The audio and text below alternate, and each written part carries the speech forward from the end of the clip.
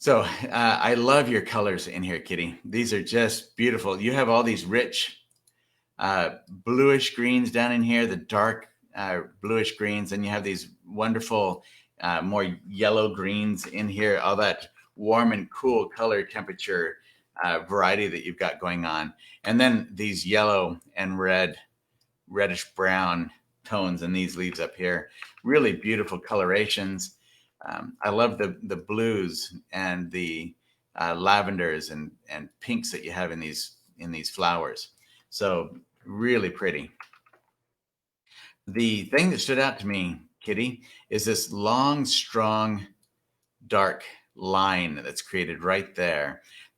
So what happens is we've got these three large flowers up here, these three, that are all kind of by themselves. And then you have this, it's like a box, almost, except for this one little jog right there.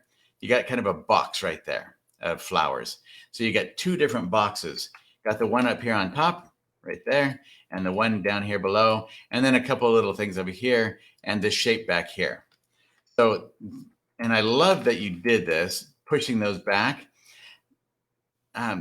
What threw me off a little bit here, Kitty, is that this is so different, and it's one little shape back there that doesn't have any counterpart anywhere else in the painting.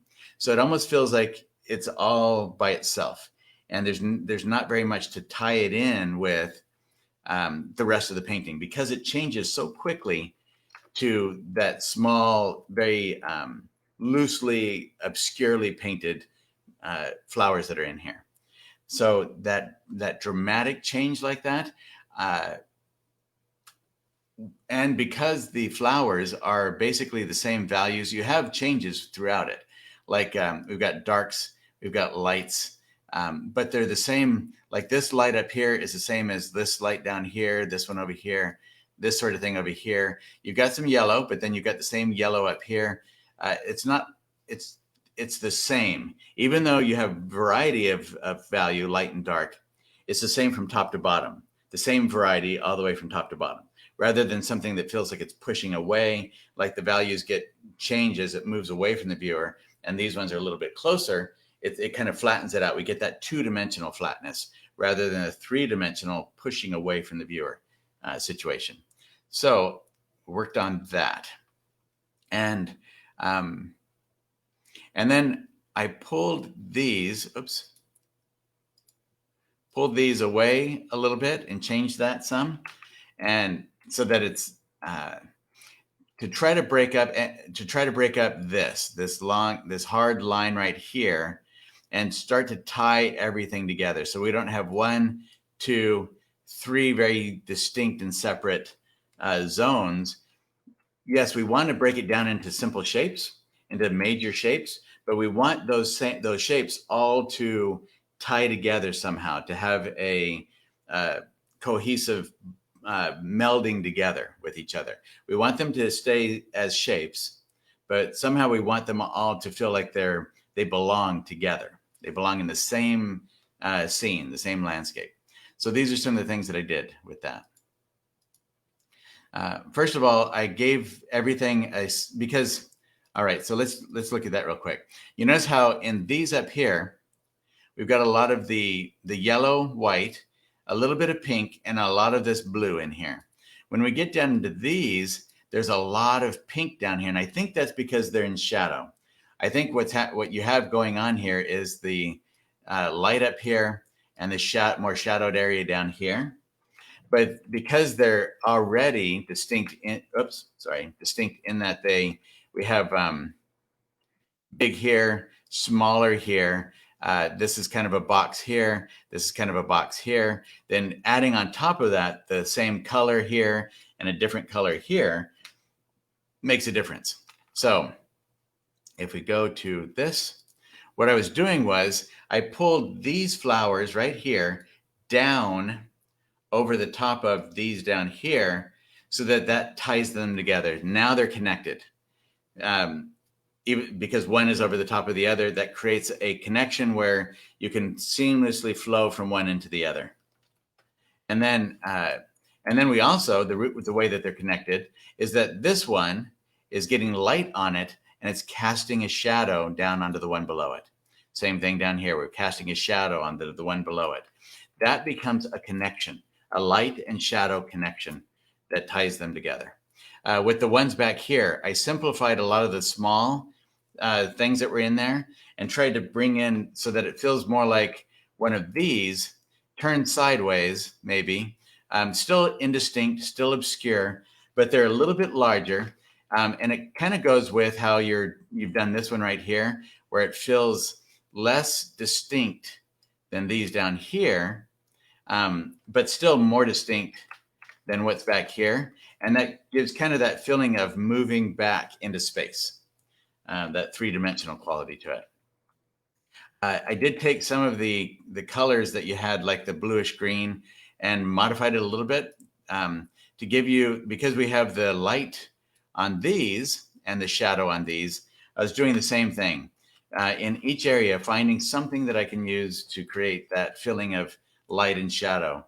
So we've got this leaf goes from the bright here that's sticking out in the sun to getting more and more in shadow as it goes back into and underneath other objects in the painting. So in each area, I'm trying to think of what creates, what is over what is catching the light and what is having the light obscured from it. And that's where, like in here, shadow in that area and light as it comes out as it sticks out from underneath that leaf. And then this one, of course, then creates shadow down onto this one down here, on this in here, that sort of thing. And then with these, you notice, Kitty, that each one of these, for the most part, it feels like they're about the same size as one another.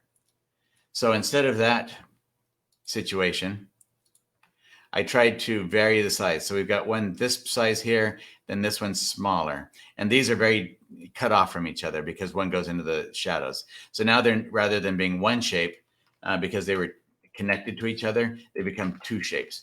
And then taking this one, enlarging it so that it kind of matches with these up here. And that's another way to tie these down here in with the ones up here. And it creates more of a natural flow from one to the other. And then they feel cohesive with each other. Hopefully, at least that's the idea there. So those are, that was it, Kitty. And then trying to bring in a consistency in the coloration throughout these. They can have, it's great to have a variety to make changes throughout, but have something in there that shows that these are the same plant and there's some kind of a consistency that happens throughout. That doesn't mean that they're not different from one another. So like this one, the color is a little bit different from the one down here, but they have enough of a sameness to them that it shows consistency, but still variety. Hopefully that makes sense. All right, so that's where I bring in more of the lavender in here. And then I take some of the blue that you had in these, like in this area, and pull a little bit, like there's a little bit of that blue tone in the shadow area there. And leaving, well, some of this like here, leaving blue into that, over into this, that sort of thing. So it's really just trying to find ways to create a consistency in them. And that would be it. So in all of this, it was thinking like on this one, keeping those petals as if they're pointing up this way. The light is still hitting them, but it's only hitting the very top edge of them rather than the whole petal right here. So that also is a way to create variety with the light source, or with the way that we put in light and shadow. So like just the edge of that one, but then this full petal gets the light. Same thing up here. We've got this petal sticking up, but this one's in full light. This one has a little bit of light, but we start to get shadow down into here as it curves down into that center area that's blocking the light. So those are some of the things that I thought about as I did that. And then I loved the way you did the middle areas in here. Thought that was just so well done and beautiful. So I pulled some of that down into some of these as well. And that's also in terms of creating that consistency with them. So hopefully that was helpful, Kitty. All right, nice piece, really pretty. All right, Rick,